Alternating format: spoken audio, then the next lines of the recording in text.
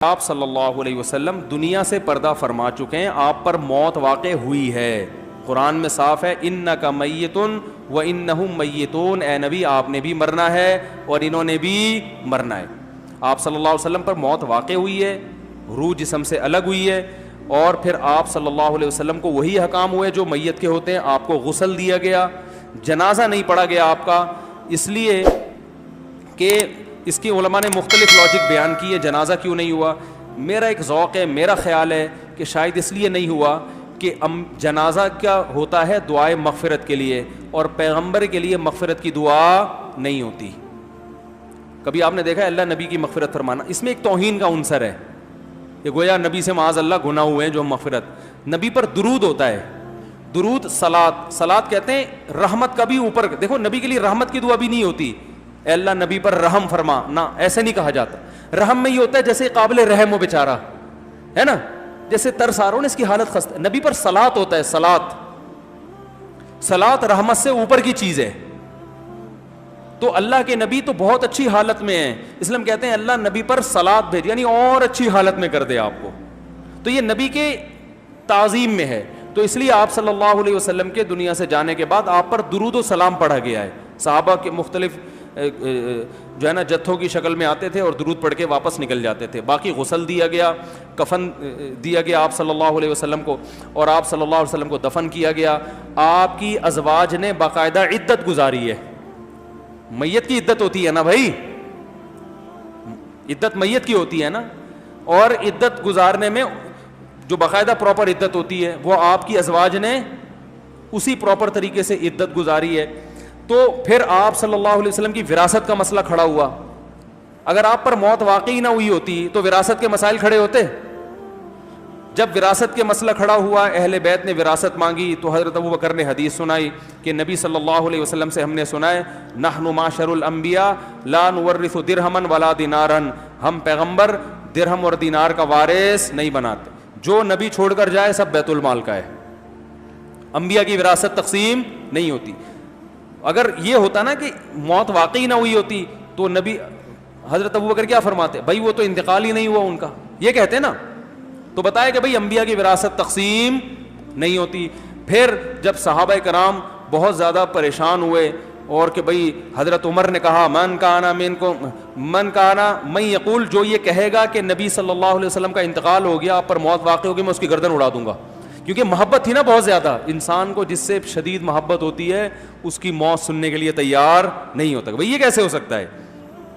تو صحابہ کے حواس ایک دم حواس باختہ ہو گئے, بہت سارے صحابہ, یہاں تک کہ نبی صلی اللہ علیہ وسلم کا جو اونٹنی تھی نا, وہ اتنی ٹینشن میں تھی کہ کھانا پینا چھوڑ دیا, بھوکی رہتی تھی, اور نابینا اور اندھی ہو کے اس کا انتقال ہو گیا. اس اونٹنی پہ یہ اثر پڑا ہے کہ وہ کسی سے نہ کچھ کھاتی تھی, لوگوں نے اس کے سامنے چارہ لا کے ڈالا, نہ اس کو اتنا عشق ہو گیا. تو جو شعور والے لوگ تھے ان کی حالت کیا ہوگی. ہمارے حضرت فرمایا کرتے تھے, یہ ابو بکر رضی اللہ تعالیٰ عنہ کو جو اللہ نے سب سے بڑا مقام دیا ہے نا صحابہ میں, اس کی بڑی وجہ ہے کہ یہ واقعہ بھی ہے. ایسے موقع پہ سب سے زیادہ عشق حضرت ابو بکر کو, مگر حوصلہ کس کے پاس سب سے زیادہ؟ حضرت ابو بکر کے پاس. انہوں نے کہا کیا ہو گیا بھائی؟ صحابہ کو جمع کیا, خطبہ دیا, یا ایھا الناس, اے لوگو, من کان منکم یعبد محمدا فإن محمدا قد مات, سن لو جو تم میں محمد صلی اللہ علیہ وسلم کی عبادت کرتا تھا, سن لے محمد صلی اللہ علیہ وسلم پر موت واقع ہو چکی ہے. قرآن کی آیت پڑھی, وما محمد الا رسول, محمد تو ایک رسول ہیں صلی اللہ علیہ وسلم. افإن مات او قتل, قرآن میں ہے نا, اگر ان پر موت واقع ہو جائے یا قتل ہو جائیں, انقلبتم علی اعقابکم, تو دین چھوڑ دو گے کیا تم؟ یہ آیت نازل ہوئی تھی غزوہ احد میں. غزوہ احد میں یہ افواہ پھیل گئی تھی کہ نبی صلی اللہ علیہ وسلم کو شہید کر دیا گیا. بہت سے صحابہ کے حوصلے پست ہو گئے. بعض نے کہا اب زندہ رہنے کا کیا فائدہ, وہ بھی لڑے اور شہید ہو گئے. اس پہ یہ آیت نازل ہوئی کہ جب دیکھ لیا نا کہ نبی زندہ ہیں, تو اللہ نے فرمایا کہ یہ حوصلے کیوں پست ہو رہے ہیں؟ نبی تو ایک رسول ہیں, تو رسول تو دنیا سے آتے ہیں اور دنیا سے جاتے بھی ہیں. تو یہ اگر بالفرض واقعی سچی مچی میں چلے بھی جاتے تو یہ حوصلے کیوں پست ہو رہے ہیں؟ تو اگر آئندہ ان کی موت واقع ہو گئی یا جنگ میں شہید کر دیا گیا تو کیا دین سے واپس پھر جاؤ گے؟ اور آگے پھر اللہ نے دھمکی دی وَمَن يَنْقَلِبْ عَلَىٰ عَقِبَيْهِ, اگر کوئی دین سے واپس ہوا, چاہے نبی کی موت کی صورت میں یا شہادت کی صورت میں, دین سے واپس ہوا تو اللہ کا کچھ بھی نہیں بگاڑے گا. تم دین کو فالو محمد صلی اللہ علیہ وسلم کی وجہ سے نہیں کر رہے, کس کی وجہ سے کر رہے ہو؟ اللہ کی وجہ سے. لیکن وہ ساری آیتیں صحابہ کو ظاہر عشق کی یہ کیفیت تھی کہ جب نبی کی موت کی خبر آئی ہے تو یہ سب آیتیں بوجھل, نظروں سے اوجھل ہو گئیں, کیونکہ ہم اور آپ تو تصور نہیں کر سکتے نا صحابہ کو جو محبت تھی. تو حضرت ابو بکر کا کمال یہ کہ محبت سب سے زیادہ, مگر وہ جذبات شریعت کے تابع. صحیح ہے نا. حضرت عمر جیسے مضبوط اعصاب والے کیا کہہ رہے ہیں کہ جو بولے گا کہ نبی کا انتقال ہو گردن اڑا دوں گا میں, وہ تو کوئی بول بھی نہیں رہا تھا. ان کا تھا یہ اگر کہہ رہے ہیں تو اڑائیں گے بھی یہ. ان کو پتا تھا یہ خالی پیلی کی دھمکی بولو بھائی نہیں ہے. تو یہ ایسے نہیں ہے کہ یہ جو بولتے ہیں اس پر عمل بھی کرتے ہیں. تو حضرت ابو بکر ممبر پہ کھڑے ہو گئے اور اعلان کیا کہ لوگوں, قرآن مجید میں اللہ کا ارشاد ہے وما محمد الا رسول, محمد صلی اللہ علیہ وسلم اللہ کے محض ایک رسول ہیں. افإن مات, اگر وہ موت واقع ہو جائے, او قتلا, یا وہ قتل کر دیے جائیں, انقلبتم علی اعقابکم, تو ایڑیوں کے بل پیچھے پلٹ جاؤ گے. یہ آیت پڑھی اور پھر فرمایا, جب یہ آیت پڑھی حضرت عمر کہتے ہیں مجھے ایسا لگا جیسے میں نے یہ آیت پہلی مرتبہ سنی ہو, حالانکہ بار بار نمازوں میں پڑھتے تھے, توجہ نہیں گئی کبھی. اور پھر فرمایا من کان منکم یعبد محمدن, تم میں جو محمد صلی اللہ علیہ وسلم کی عبادت کرتا تھا یقین کر لے آپ پر موت واقع ہو چکی ہے. یعنی اور من کان منکم یعبد اللہ, جو اللہ کی عبادت کرتا تھا فإنہ حی لا یموت, وہ آج بھی زندہ ہے, اس پر کبھی موت واقع نہیں ہوگی. کیسی مضبوط اعصاب چاہیے. یہ آپ کو ابھی سمجھ میں نہیں آئے گی یہ بات, اس ماحول میں جاؤ تو پتہ چلے گا. تو ہمارے فرمایا کرتے تھے اسی وجہ سے اللہ نے حضرت ابو بکر کو سب سے بڑا مقام دیا. اس وقت امت کو سنبھالا انہوں نے جب اس سے بڑا غم صحابہ کو زندگی میں کبھی نہیں لگا تھا, تو ایسے موقع پہ سنبھالا ہے انہوں نے. اور پھر جو اسلام پر حملے ہوئے ہیں وہ سب میں, حالانکہ سب سے زیادہ غم کس کو ہو رہا ہے؟ خود ابو بکر کو ہو رہا ہے. تو ان سب باتوں سے پتہ چلتا ہے بھائی دنیاوی لحاظ سے آپ صلی اللہ علیہ وسلم پر موت واقع ہو چکی ہے. تو حیاتی کا یہ مطلب لینا کہ آپ پر موت ہی واقع نہیں ہوئی ہے, یہ بھی گمراہی ہے. ہاں یہ ضرور ہے کہ حدیث میں آتا ہے کہ جو میری قبر کے قریب کھڑے ہو کر سلام پڑھتا ہے میں اسے بنفس نفیس سنتا ہوں اور جواب دیتا ہوں اس کا. اور حدیث میں یہ بھی آتا ہے انبیاء اپنی قبروں میں زندہ ہوتے ہیں. یہ بھی بہت ساری روایتیں اس پر. تو ان تمام روایتوں کی روشنی میں اہل سنت والجماعت کا عقیدہ ہے کہ دنیاوی لحاظ سے آپ پر موت واقع ہوئی, لیکن آپ صلی اللہ علیہ وسلم کو قبر میں ایک الگ زندگی ملی ہے, برزخی. اب سوال پیدا ہوتا ہے یہ برزخی زندگی تو ہر ایک کو ملتی ہے, ہر ایک کو اس نوعیت کی نہیں ملتی جس نوعیت کی نبی صلی اللہ علیہ وسلم کو ملی. یہ بہت طاقتور ہے جو شہداء سے بھی بڑھ کر ہے. حدیث قرآن میں آتا ہے نا شہید زندہ ہوتا ہے نا قرآن میں. ظاہر ہے برزخی لحاظ سے ہوتا ہے, لیکن برزخ میں تو ہر ایک کو کافر کو بھی ملتی ہے زندگی, تبھی تو اسے قبر کا عذاب اور ثواب محسوس ہوتا ہے. لیکن عام مسلمان کو کافر سے طاقتور, اور پھر شہداء کو عام مسلمانوں سے بھی زیادہ طاقتور, اور پیغمبروں کو شہداء سے بھی زیادہ طاقتور. اور وہ ہے اسی قبر میں. کیا مطلب؟ اس کا اس قبر سے گہرا تعلق ہے, کیونکہ انبیاء کو جو زندگی ملتی ہے تو یہ جو روح ہے نا اس کا باڈی سے ایک خاص نوعیت کا تعلق ہوتا ہے جس تعلق کا ہمیں علم نہیں ہے. روح کا یہ کہنا کہ اس جسم مبارک سے تعلق بالکل ختم ہو گیا یہ غلط ہے. نہیں آ رہی بات میرا خیال. روح مبارک کا اس جسم سے خاص نوعیت کا تعلق ہے جس کی حقیقت ہمیں معلوم نہیں ہے. تو یہ بڑی پاورفل حیات ہے جو برزخی ہے لیکن عام لوگوں سے زیادہ طاقتور ہے, اور اسی کی بیس پہ آپ صلی اللہ علیہ وسلم سلام سنتے بھی ہیں اور اس کا جواب دیتے بھی ہیں.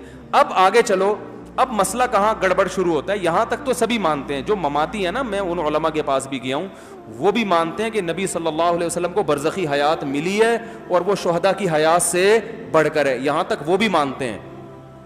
جو اس کو بھی نہ مانے وہ یقیناً گمراہ ہے, سمجھ رہے ہو, وہ یقیناً بدعتی ہے, لیکن مانتے ہیں. آگے پھر جو مسئلہ کھڑا ہوتا ہے وہ یہ ہوتا ہے کہ نبی صلی اللہ علیہ وسلم کی جو ازواج ہیں ان سے نکاح کیوں حرام ہے؟ حرام تھا نا نکاح صحابہ کے لیے. تو بعض حضرات یہ کہتے ہیں کہ نبی صلی اللہ علیہ وسلم کو چونکہ برزخ میں اتنی طاقتور حیات ملی ہے کہ اس حیات کے اثرات اس زندگی پر بھی پڑے ہیں. یہی وجہ ہے کہ آپ کا جسم مبارک خراب نہیں ہوتا, صحیح ہے نا, اور اسی حیات کی وجہ سے جنازہ نہیں پڑھا گیا, بعض علماء کی یہ رائے ہے, اور اسی حیات کا اثر ہے کہ وراثت تقسیم نہیں, بعض علماء کی یہ رائے ہے, اور اسی حیات کا اثر ہے کہ آپ کی بیویوں سے نکاح حرام ہے. اس میں دونوں رائے ہیں, بعض علماء اس کے قائل ہیں, لیکن بعض علماء اس کے قائل ہیں کہ اس پر کوئی واضح دلیل ہمارے پاس موجود نہیں ہے. نبی کی جو ازواج سے نکاح حرام ہے وہ اس لیے کہ اللہ نے آپ کو امہات المومنین, ہماری مائیں بنا دیا, تو ماں سے نکاح تو نہیں ہوتا نا, تو احترام دے دیا, تو اب نکاح کو اس بیس پہ حرام کر دیا.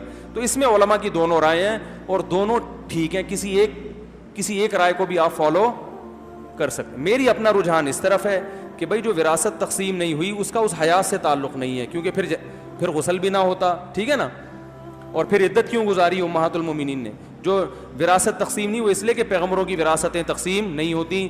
جو آپ کی ازواج سے نکاح حرام اس لیے کہ وہ نبی کی بیویاں ہیں, وہ عام عورتیں نہیں ہیں, تو وہ ہمارے لیے قابل احترام ہے, ماؤں کی جگہ ہیں, اس لیے نکاح حرام ہے احترام کی وجہ سے, اور یہ سب. لیکن اگر کوئی اس کا قائل ہے کہ حیات کی وجہ سے, تو بھی ٹھیک ہے, گورنمنٹ کی طرف سے کوئی پابندی, بولو بھائی, اس کا ذوق ہے, چلتا ہے. پھر اسی طرح آپ صلی اللہ علیہ وسلم کا جو جسم محفوظ ہے, تو وہ بھی آپ صلی اللہ, انبیاء کا معجزہ ہے کہ انبیاء کے جسم خراب نہیں ہوتے, بالکل تغیر نہیں آتا ان میں. ہاں یہ آخری بات رہ گئی کہ نبی صلی اللہ علیہ وسلم کی اس حیات کو اس قبر سے ڈسکنیکٹ کر دینا ٹھیک نہیں ہے. یہ کہنا کہ اس قبر میں محض نقل کفر نباشت کے بالکل ایک باڈی ہے اور اس کا یعنی روح سے کوئی تعلق ہی نہیں ہے, بالکل ایک جسم ہے اور کچھ بھی نہیں, یہ غلط ہے.